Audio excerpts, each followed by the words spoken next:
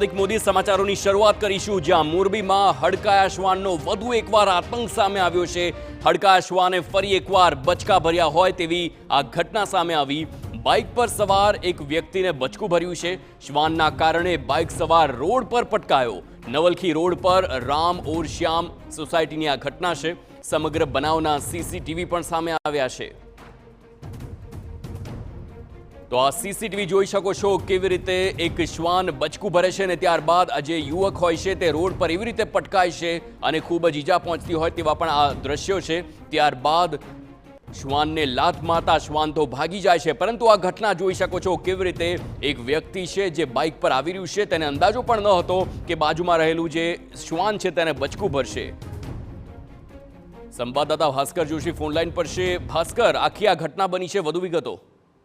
જી ચોક્કસથી આ જે ઘટના છે મોરબીના નવલખી રોડ પર આવેલ જે રામ ઓર શ્યામ પાર્ક સોસાયટી છે ત્યાંનો બનાવ છે, જેમાં આજે સવારથી અત્યાર સુધીમાં જે હડકાયું શ્વાન છે તેને 8 થી 10 જેટલા લોકોને બચકા ભર્યા છે। અને આ જે હડકાયું શ્વાન છે તેનો જે ભયના ઓથાર હેઠળ જે દરેક જે સ્થાનિકો છે તે ઘરમાં કેદ રહેવા માટે મજબૂર બન્યા છે। ત્યારે આજે બપોરના સમયે પણ જે આ જે શ્વાન છે તેના દ્વારા એક વાહન ચાલકને બચકું ભરવામાં આવ્યું હતું અને વાહન ચાલક રોડ પર પટકાયો હતો। ત્યારે આ જે હડકાયું શ્વાન છે તેના આતંકમાંથી ઝડપથી મુક્ત કરવામાં આવે તેવી સ્થાનિકો માંગ કરી રહ્યા છે। જી ભાસ્કર, આ પહેલી ઘટના નથી। મોરબીમાંથી પણ આવા અનેક દ્રશ્યો સામે આવ્યા છે જ્યાં શ્વાનનો આતંક હોય, રખડતા ઢોરનો આતંક હોય તે યથાવત છે।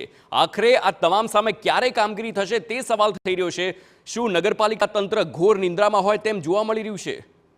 જી ચોક્કસથી જે હડકાયા શ્વાનની બાબત હોય, રખડતા ઢોરની બાબત હોય, તમામ જે ત્રાસ છે તેમાંથી લોકોને મુક્તિ અપાવવામાં મોરબી નગરપાલિકાને ત્યારે હવે જે મહાનગરપાલિકા બની છે તે મહાનગરપાલિકા પણ ઉડી ઉતરી હોય તે રીતના દ્રશ્યો સામે આવી રહ્યા છે। ત્યારે ઝડપથી જે રખડતા ઢોર હોય તેમજ આ પ્રકારે જે હડકાયા શ્વાન હોય તેના આતંકમાંથી લોકોને મુક્ત કરાવવામાં આવે અને લોકોને જે ભયના ઓથાર હેઠળ જીવી રહ્યા છે પોતાના કામ સબબ બહાર નીકળી શકે તેવો માહોલ ઉભો કરવામાં મહાનગરપાલિકા કામગીરી કરે તેવી હાલ માંગ ઉઠી રહી છે। જી ભાસ્કર, એક મહિનામાં આવા કેટલા કિસ્સા બન્યા હશે રખડતા શ્વાનના આતંકના?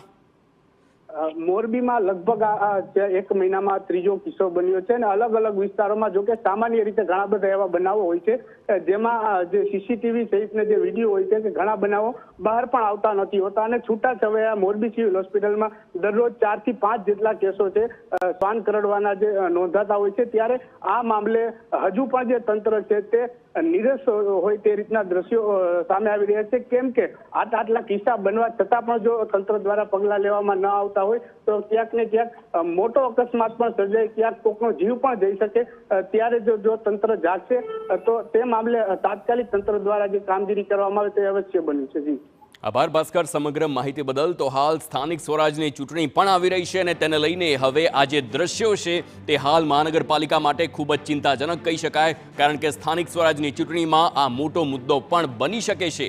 કારણ કે જે પ્રમાણે સંવાદદાતાએ જણાવ્યું છે, એક મહિનામાં આ ત્રીજો કિસ્સો છે જ્યાં રખડતા શ્વાનના કારણે અકસ્માત થયો હોય।